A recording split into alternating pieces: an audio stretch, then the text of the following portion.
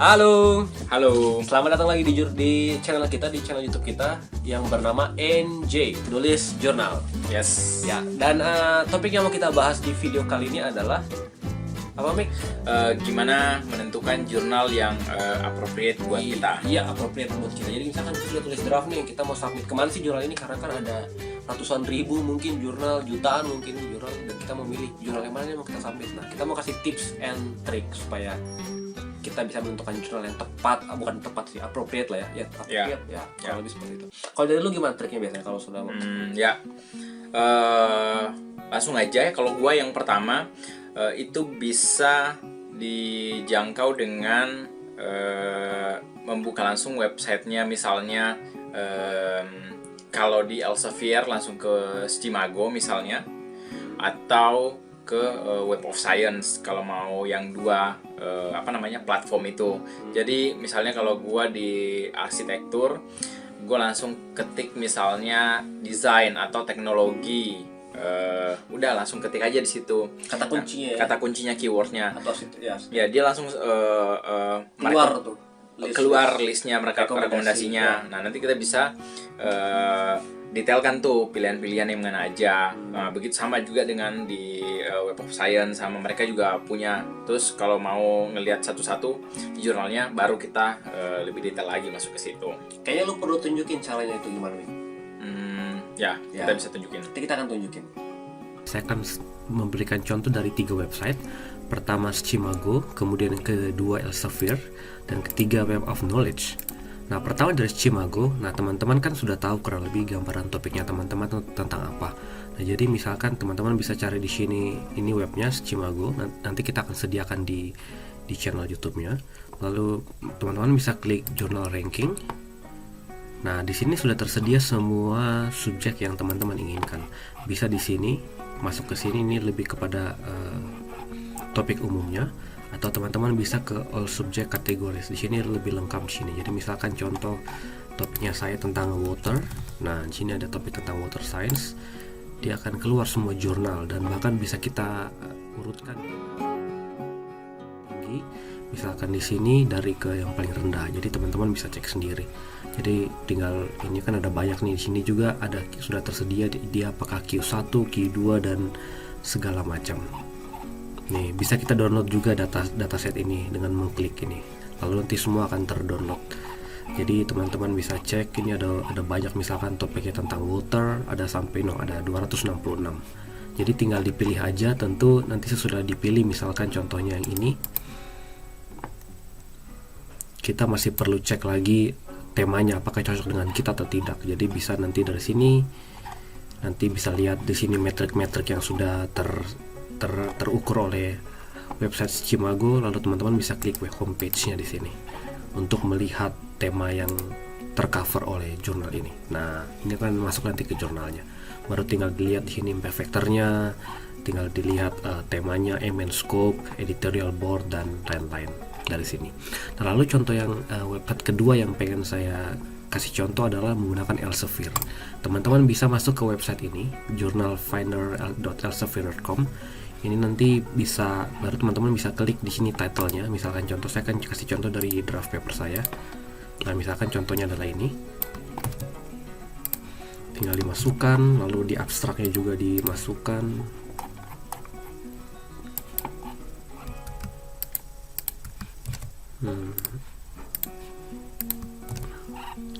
Lalu keywordnya juga bisa dimasukkan,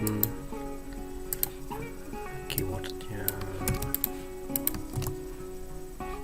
Nah, tetapi sepertinya ini harus satu-satu. Jadi ya misalnya ini, atau mungkin nggak ada ya groundwater. Nah, ini kan ada kan groundwater abstraction. Misalkan contoh, atau ya groundwater abstraction, misalkan water, bisa water apa ya, water conservation practice misalkan. Lalu bisa ditambahin lagi keyword yang lain. Lalu field of research-nya bisa kita buat, tapi ini sepertinya tidak wajib juga. Jadi misalkan contoh engineering, lalu bisa ditambahin lagi ke yang lain, misalkan di topik saya karena environmental science dan lain-lain. Lalu tinggal diklik aja find journal. Nah, dia akan memberikan jurnal-jurnal yang cocok dengan kita. Jadi misalkan saya bisa publish di jurnal Clear Production, Environmental Modeling and Software, dan banyak lain. Nah, kita bisa sort juga berdasarkan journal name, impact factor. Nah, di sini bagusnya adalah dia ada acceptance rate. Jadi kita bisa cari kira-kira yang kita butuh yang cepat nih jurnalnya. Jadi bisa lihat misalkan kita publish di sini ada time to first decision, time to publication. Tapi bisa juga kita mainin juga di sini set score-nya, time to first decision, dan bisa diedit yang lainnya. Itu kalau kita ingin mempublish di jurnal yang terpublish oleh Elsevier. Tapi bagaimana yang ketiga, Web of Knowledge? Ini kita bisa ketik aja di Google Web of Knowledge, lalu tinggal masuk ke sini. Tapi penting sebelum kita masuk ke Web of Knowledge, satu hal yang penting adalah kita perlu login. Jadi saya sudah login di sini, karena kalau kita tidak login, kita tidak akan mendapatkan page-nya. Sepertinya seperti itu. Jadi teman-teman harus login dan register aja gratis kok. Lalu di sini ada opsi untuk nih Master Journalist. Klik Master Journalist. Lalu di sini bisa teman-teman nih klik cari match manuscript, baru masukin lagi title-nya. Nah, tadi abstraknya masih saya copy, belum. Abstraknya tidak ada. Bisa masukin judulnya dan abstraknya di kolom ini. Sebentar. Ya, abstraknya di sini. Lalu judulnya bisa di atas. Nah, baru kita klik Find Journal.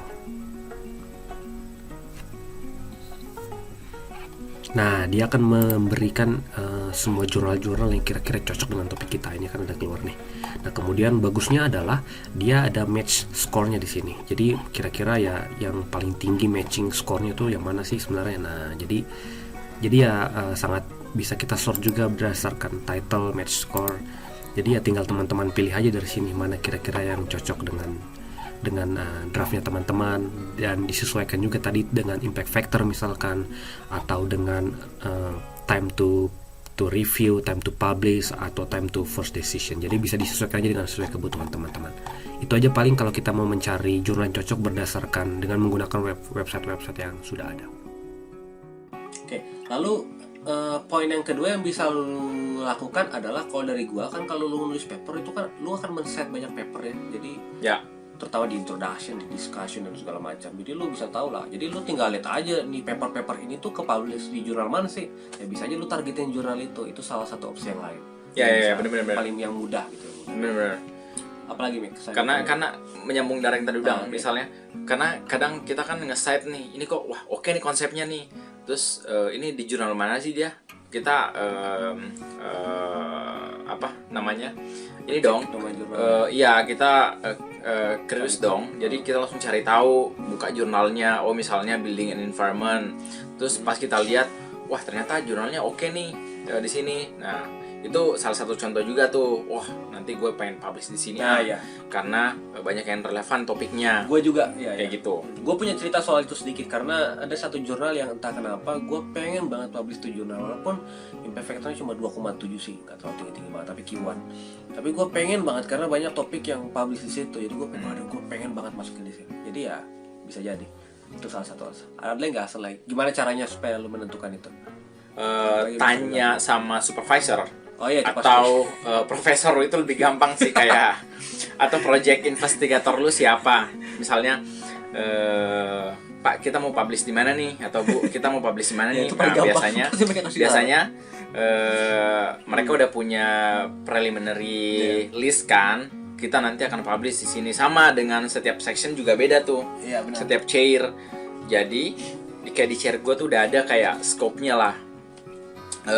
Scope-nya ini list yang mau dipublish tuh di sini, jurnalnya ininya ini gitu. Bahkan ada beberapa chair yang di departemen gua, mereka udah menentukan cuman 20 doang yang bisa publish. 20 list, di luar itu kenapa gitu? Karena mereka menjaga kualitasnya. Oke. Jadi Itu alasan yang bagus. Jadi dan beberapa jurnal sangat identik punya karakter sendiri. Jadi mereka cuma menerima jadi kayak Topik tertentu gitu. topik tertentu, real measurement misalnya, bukan cuma analisis simulasi doang. Jadi harus pengukuran beneran. Dan riset-risetnya kolega gue rata-rata masuk situ. Publishing jalan udah bisa di-track lah. Oh, kalau ini jurnalis ini pasti chair-nya ini nih yang masuk. Dan itu salah satu juga Dan biasanya mungkin peluang keterima juga lebih besar. lebih besar Iya, karena udah biasa. ya editornya udah kenal kan. Oh, ini udah ini nih. Ada sedikit praktek kolusi lah, tapi ya nggak dikit-dikit lah. Karena kan tentu pada waktu kita publish Sebenarnya bukan kolusi sih, karena reputasi sih, lebih ke reputasi. Dan Ngelihat mereka udah punya, mereka percaya sama reputasi kita juga. ya, Kan punya kita sampai nama biasanya. kita sampai paper juga nggak ngasal-ngasal, nggak ngabal-ngabal gitu kan. Jadi ya pasti sudah inilah. Oke. Karena misalkan kayak di tempat gua tuh udah biasa tuh, kita tuh kayak jadi ada topik gua kan water. Jadi ada satu jurnal di water yang terkenal banget, water research itu impact factor-nya 8 kalau gua nggak salah, lupa gua 8. Dan itu sudah jadi langganan departemen kita untuk masuk ke situ. Jadi kalau satu PhD biasanya itu bukan minimal 2 paper, 1-2 paper pasti ada dari water research. Dan mereka udah tahu ini dari TU Delft water management, langsung jalan deh. Tuh. Ada lagi nggak trik yang lainnya gimana? Kalau triknya juga adalah misalnya di kasus gua nih, riset gua kan menggabungkan antara desain di arsitektur dan kemudian ada teknologi di engineering, remote sensing ya, 3D scanning. Jadi gue bisa publish di 2 domain ini, either gue publish di arsitektur atau di engineering lah, ini architecture engineering maksudnya, atau gue bisa publish di bagian remote sensing geomatics. Nah, tergantung nih, karena itu berhubungan sama novelty juga. Jadi karena gue pakai aplikasi dari si remote sensing, jadi gue ada kesempatan untuk publish di situ. Dengan asumsi bahwa ini field baru nih yang gue tawarkan di jurnal ini. Jadi itu peluang keterimanya juga bisa besar, karena mereka si editor in chief-nya pasti ngeliat nih, oh ini pakai teknologi remote sensing. Biasanya kan kalau di remote sensing itu biasanya cuma data processing, lebih benar kayak formula gitu, gimana ningkatin prosesnya point cloud apa segala macam kayak gitu. Tapi ketika ada field lain, ini ada aplikasi di konteksnya arsitektur nih, mereka lumayan welcome. Nah, sama yang sekarang terjadi, kemarin gue publish di ada satu jurnal lumayan oke. Renewable energy itu tinggi tuh ya, renewable 10,5. Nah, habis itu gue dapat invitation dari salah satu jurnal di remote sensing. Gue dapat invitation dari editornya untuk publish di situ. Padahal itu bukan area gue banget tuh. Tapi mengingat impact factor-nya juga oke, 4,5 gitu. Jadi menurut gue ya kenapa enggak diambil gitu. Dan gue lagi ngerjain itu sekarang. Kayak gitulah. Jadi paper lo sekarang mau masukin lagi situ invitation. Iya. Jadi kayak jalur bypass langsung. Lebih ya, sedikit. tapi tetap peer review lah, maksudnya pasti prosesnya. tetap peer review. Ada lagi yang lain. Tapi yang jelas untuk tadi Samu yang Mikta tadi itu, jadi kita perlu cek juga untuk yang dalam tanda kutip kan si Mikta ini memakai konsep A di bidang yang belum pernah ada gitu kan. Iya.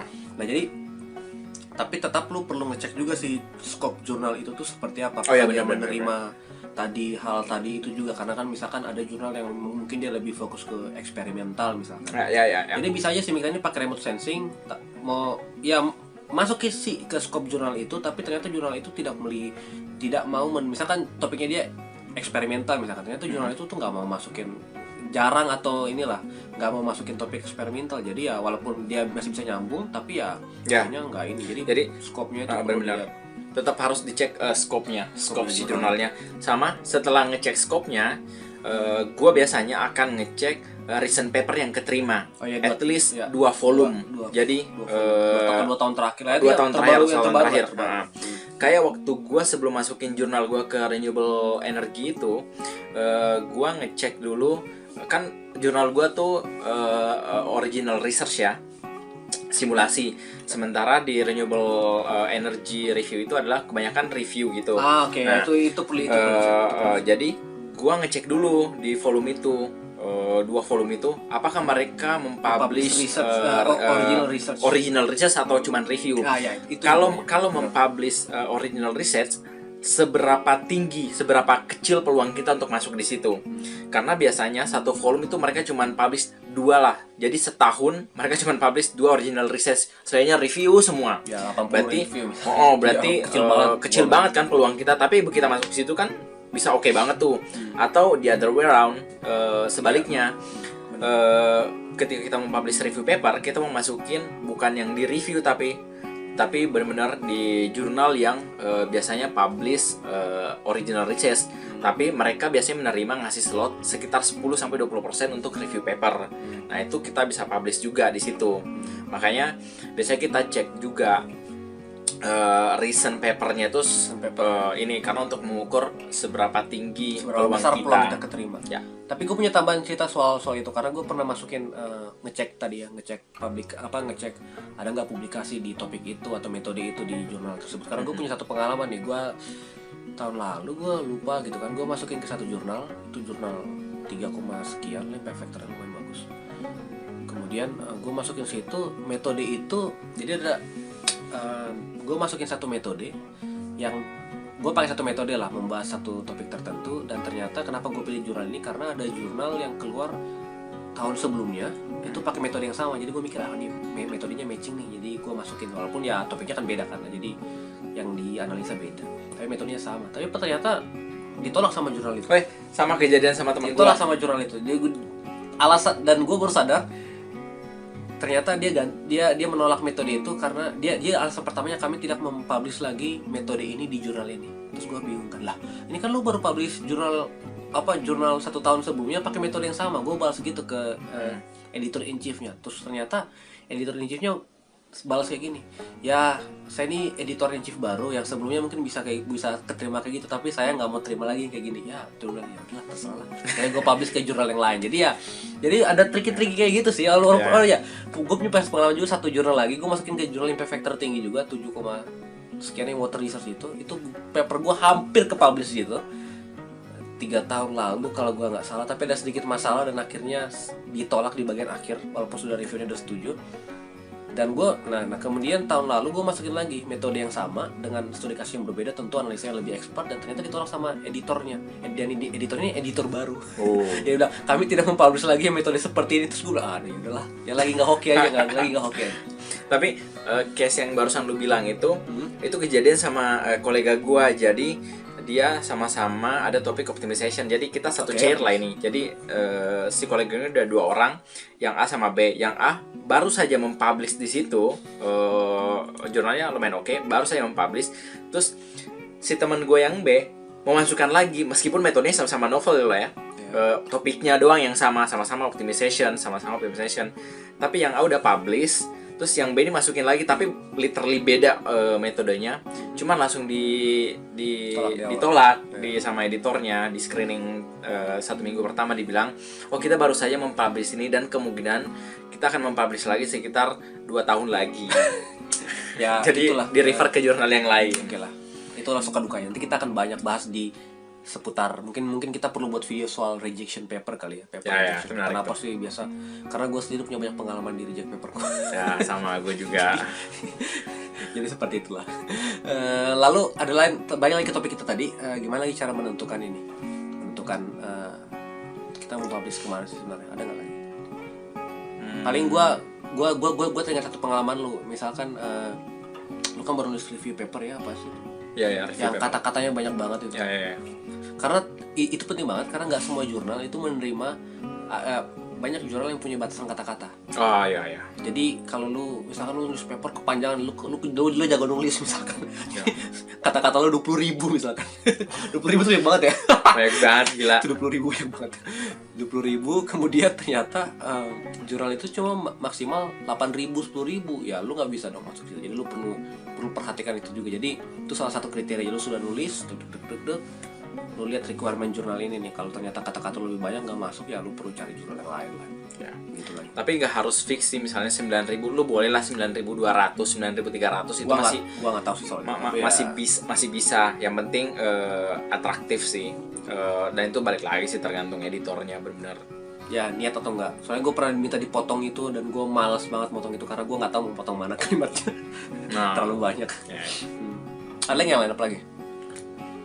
Paling trik lain yang bisa lu lakukan kalau cara menentukan jurnal adalah lu, dan ini selalu gue lakukan, lu harus bisa assess kualitas paper lu sendiri. Jadi lu tahu Ya. ya berhubungan sih sama paper kita, sama video kita yang novel dan segala macam, novelty paper. Kalau benar-benar lu yakin, wah ini paper nih powerful banget nih, Ya. message-nya kuat, kemudian analisanya oke, novel banget, nah lu berani dong hajar jurnal-jurnal impact factor tinggi gitu, sih sederhananya seperti itu. Tapi kalau lu rasa kayaknya topik ini bukan sesuatu yang baru, mungkin cuma beda konteks wilayah aja dan segala macam, ya lu tak dalam tanda kutip ya tahu diri dikit lah aja, jangan lain cari jurnal factor level tinggi lalu masuk ke jurnal. Atau bukan ini, atau lu punya cukup waktu yang lenggang untuk menunggu.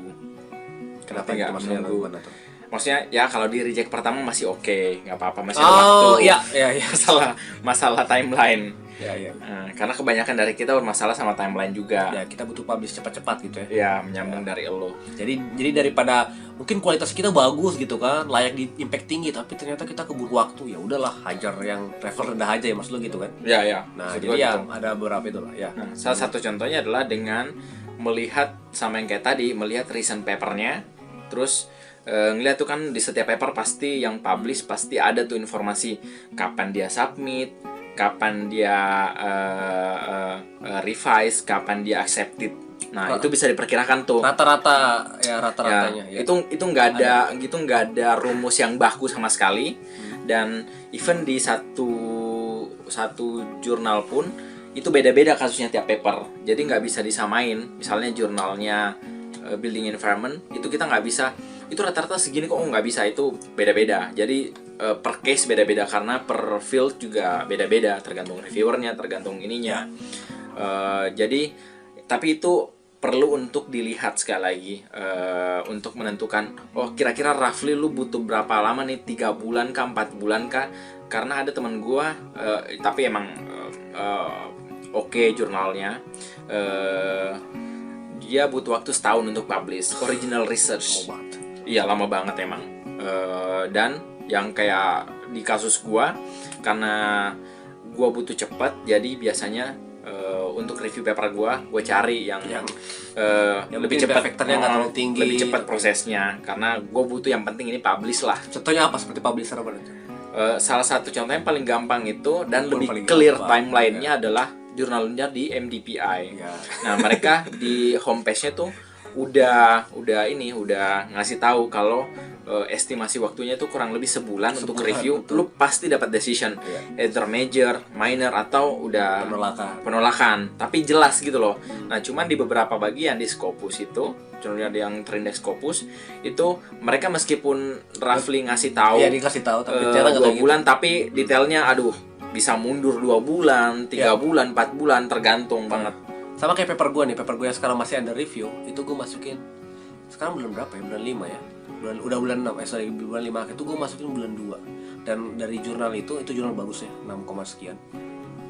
Itu ditulis di publish. Jadi kalau banyak publisher Elsevier atau apa mereka kasih tahu info average-nya kan dari first submission sampai publish atau first decision misalkan gitu. Nah, itu dia dari submission sampai first decision by reviewer ya, jadi nggak lewat editor. Sudah dilolosin dari editor nih ke reviewer, itu cuma 1,5 bulan kalau gua nggak salah. Tapi sampai sekarang nih, dari Februari sekarang bulan Mei akhir, tanggal 31 Mei, sudah 3 bulan lebih itu masih under review. Jadi ya nggak ini juga sih, nggak jadi patokan. Tapi kan karena gue mau lulus, jadi gue butuh cepet-cepet nih, gimana nih, karena gue itu salah satu indikator juga kenapa publish di jurnal itu, di jurnal mana gitu. Karena kalau lu insist mau di situ, ya lu harus siap-siap nunggu 5 bulan misalnya. Terus kalau reject gimana? Ya kan, frustasi sendiri.